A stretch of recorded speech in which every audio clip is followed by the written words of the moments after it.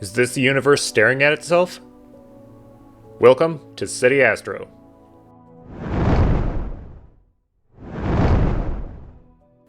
So who is this mystery person staring off into the distance? Let's find out. So this is Sharpless 311. It's probably at the extreme southern end of an object I could actually image. It was only up for a few hours, at least above 10 degrees, and so I really only got about 4 hours each imaging session. I tried to go a little longer. I pushed it, started imaging right when it was above 10 degrees and right when it was below because I got like bushes and stuff in the way. But doing that, I still had to cull about half of all the frames.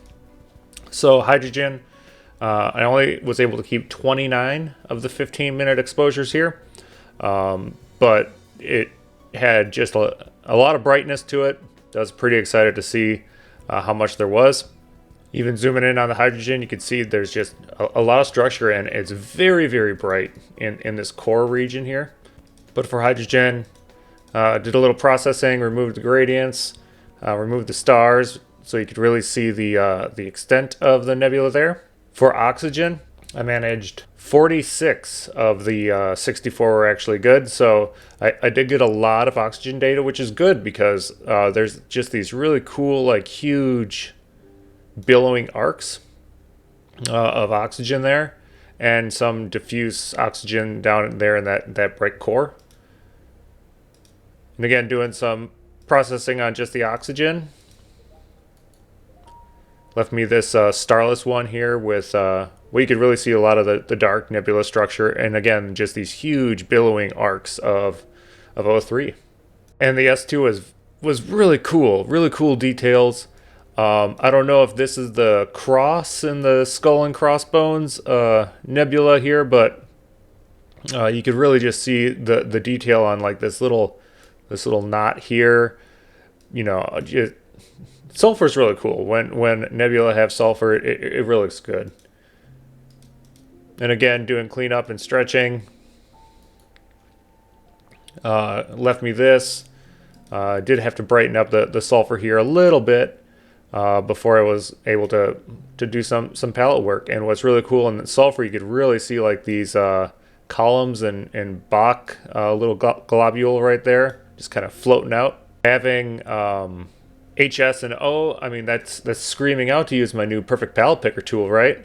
So in PixInsight, I could just choose my hydrogen, oxygen, and sulfur. And these are no longer linear. I did already stretch them. You know, it just led me to try some palettes. You know, 4X was looking good. Realistic 2 was looking good. I was really intrigued with the OSS. You know, the standard Hubble. Just a lot of cool stuff. So I did grab a couple of them. Like I said, I was really intrigued with this OSS because the sulfur had such definitive structures down in there, and the hydrogen was nice and diffuse. This is one you definitely don't see much, OSS, but I thought it had a really cool look to it. I did also pull out the 4X palette.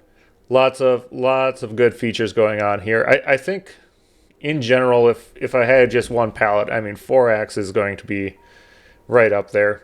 I also took that OSS and averaged it with the OHS to give me this. Just trying to bring out some different looks and different sharpness in some of these surrounding structures here. You could really see some really cool detail on this little knot here in this particular palette. Right in here was the start of that realistic palette. So I had a lot to play with. This was the SHO that came across. I did use Bill Blanchin's narrowband normalization. Just one pass got me here, which is amazing. And you know, you could really start seeing these clouds down like this tunnel section down here. Just really cool. And then continue on with processing. I did a little HDR because it was so bright in here. If we there's the before and there's the after. and trying to bring out some additional details, trying to get some reds in there, increase some blues. I did bring in some of the 4X palette items, and then sharpened up and got rid of some color noise, a little local histogram equalization, and this is where my starless image ended up. Now at this point I was totally confused as to how best to present this data. It's kind of weirdly shaped, and I didn't know which orientation was going to look good. I did try numerous orientations. This one I just rotated it. I did have some discussion with some people in my Discord, and they suggested cropping it vertically, and so that's what I ended up doing. I ended up cropping it in vertically, and that's when it really looked to me like a person looking off to the left, right? You could see their nose here, their eye, maybe wearing some kind of a headdress, like a slender neck coming down here. And I had all these other palettes as well. So I did a mirror. On the left is the SHO that I finished. And on the right, I did almost the same exact workflow, but in the OHS. So this is my SHO-OHS mirror of each other. And I think it's just really cool. It kind of looks like one of those Rorschach tests. What do you see when you look at this? I definitely see like the universe looking at itself. To me, it looks like two people staring at each other.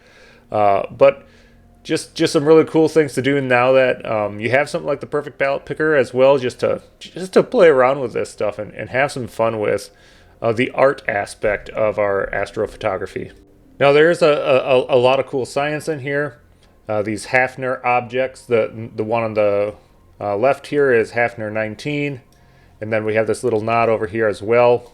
And it's just interesting that what they were studying here were all young stellar objects, and Spitzer ended up finding 45 different young stellar objects in and amongst all this stuff here. So it is quite the intense star forming region, and there's just a lot of other things throughout. We have this whole region up here with more young stellar objects down in the base of it.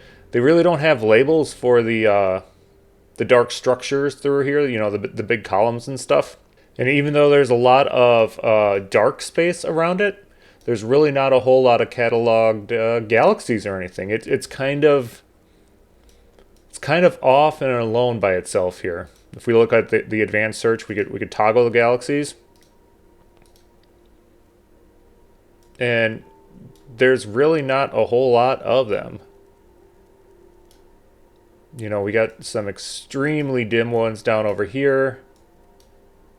This one I can't even see in my image. This one's hidden behind the back of the neck. So this object is kind of really floating off by itself. I have updated Astroband, calling it a cosmic portrait in profile. Just one of the cooler things I've been able to image.